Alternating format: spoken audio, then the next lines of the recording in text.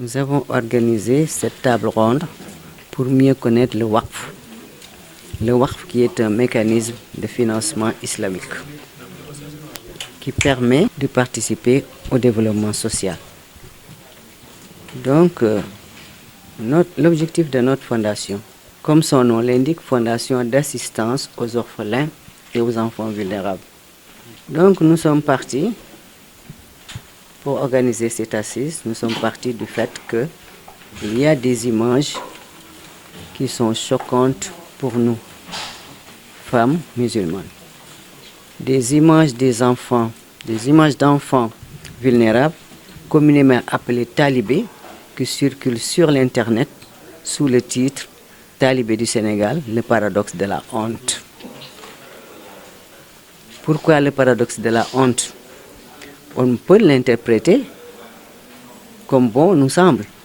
Nous pouvons dire que l'étranger qui vient à l'aéroport Léopold Sédar Senghor, qui traverse les Almadies, qui traverse le quartier de Mermoz, l'étranger qui va jusqu'au plateau pour tomber sur des enfants déguenillés, mal habillés et pieds nus. Et lorsqu'il demande, on lui dit que ce sont des enfants musulmans. C'est choquant pour nous, les femmes musulmanes. Et nous voulons participer à l'éradication du fléau de ces enfants vulnérables vivant dans la rue. Comment? Par la construction d'infrastructures sociales, des résidences destinées à ces enfants-là. Et vous allez nous dire comment, alors que notre seul capital, c'est notre bonne volonté, sous-tendue par notre sens patriotique. Et comment? On nous a parlé du fonds APIF, créé par l'OCI, et nous voulons accéder à ce fonds pour construire des infrastructures sociales. Et j'insiste à mobiliser un fonds qui permettra d'accéder au fonds APIF, un fonds qui devra nous servir d'apport personnel. Et nous avons vu que dans ce pays, il y a des bonnes volontés qui participent au développement social du pays, en direction des femmes, en direction des jeunes et en direction des tout-petits.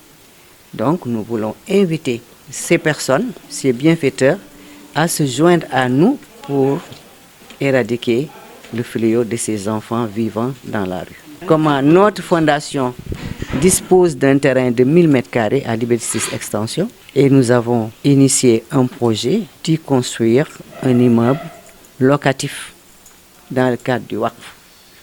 Donc nous voulons accéder au fonds APIF pour construire cet immeuble et cela nous permettra d'avoir des loyers parce que ce sera un immeuble locatif. La moitié servira à rembourser le prêt et l'autre moitié servira à financer nos activités sociales. Donc nous, comme activité sociale, nous avons choisi de construire des résidences destinées à ces enfants vivant dans la rue. Donc c'est la raison pour laquelle nous avons organisé cette assise pour mieux faire connaître le Waqf et pour accéder également au fonds APIF, initié par l'OCI. J'ai l'habitude de dire que nous sommes dans un pays qu'on appelle pays de la Teranga. La Teranga n'est pas réservée seulement à nos hôtes. C'est aussi le désir de partager le meilleur de soi-même avec l'autre. Nous, pour nous, l'autre, ce sont les enfants vivant dans la rue. D'abord, nous avions invité l'État à venir participer à notre table ronde. Et vous avez vu que la table ronde a été animée par d'éminents islamologues qui maîtrisent la finance islamique. Donc, tous les participants ont compris ce que signifie le Waqf. Et vous avez vu que le docteur Bachir, l'imam Damniaï, le docteur H, ce sont des personnes qui maîtrisent bien le Waqf et qui nous ont bien édifiés sur le Waqf et l'utilisation de la zakat. Donc là, maintenant, nous savons où mettre nos pieds. Nous savons également quelle stratégie nous devons adopter pour atteindre notre objectif. Donc là, nous sommes sortis de cette assise très réconfortés et nous voulons vraiment remercier ces personnes, ces éminents oulémas et oulémat, parce qu'il y avait aussi Seyda Fatoumata Bintou. Donc là, nous sommes sortis réconfortés de cette assise.